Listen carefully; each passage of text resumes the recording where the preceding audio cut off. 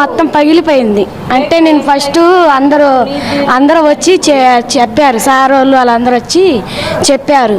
కానీ నాకు బాగలేక ఇంట్లో పనుకున్నా, మా ఇల్లంతా పగిలిపోయింది. పగిలిపోయి మొత్తం కారిపోతుంది. చిన్న పిల్లలు ఉన్నారు నాకు. అంటే 10 సంవత్సరాల బాబాను 8వ సంవత్సరం పాప ఉంది.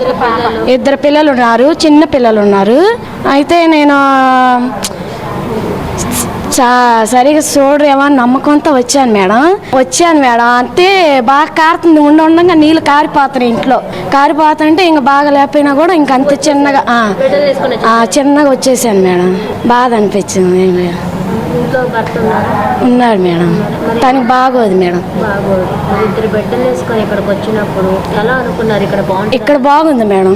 అంటే మా ఊళ్ళో అందరూ అనుకుంటున్నారు బాగా చూస్తున్నారు, పిల్లల్ని కూడా బాగానే చూస్తున్నారు అంటేనే వచ్చాను మేడం. నేను బాగానే చూస్తున్నారు.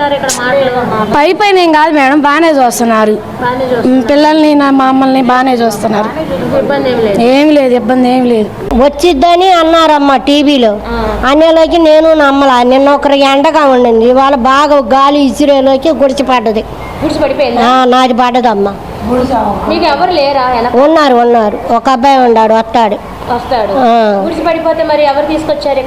నేను నడుచుకుంటూ వచ్చాను.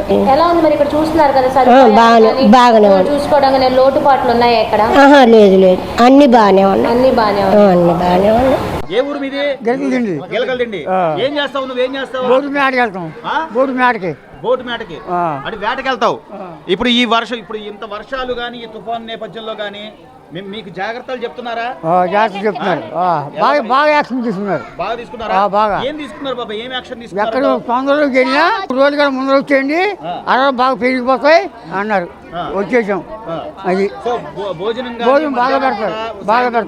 బాగా ప్రభుత్వం బాగా ఆదుకుంటున్నారు. చంద్రబాబు నాయుడు బాగా యాక్షన్ తీసుకున్నాడు చంద్రబాబు నాయుడు. అది బాగానే చూస్తున్నారు, బాగానే సహాయం చేస్తున్నారు అందరూ.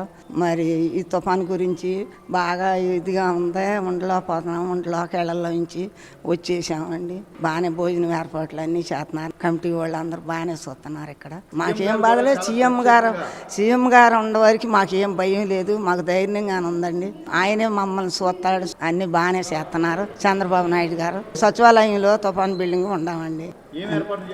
భోజనం, టిఫిన్లు, మంచి చెడ్డ, మంచినీళ్ళు అన్ని సౌకర్యాలు బాగానే ఉందండి. బాగానే చూస్తున్నారు. ప్రభుత్వంలో మీరు ఉండబట్టే మాకు ధైర్యంగా ఉందండి.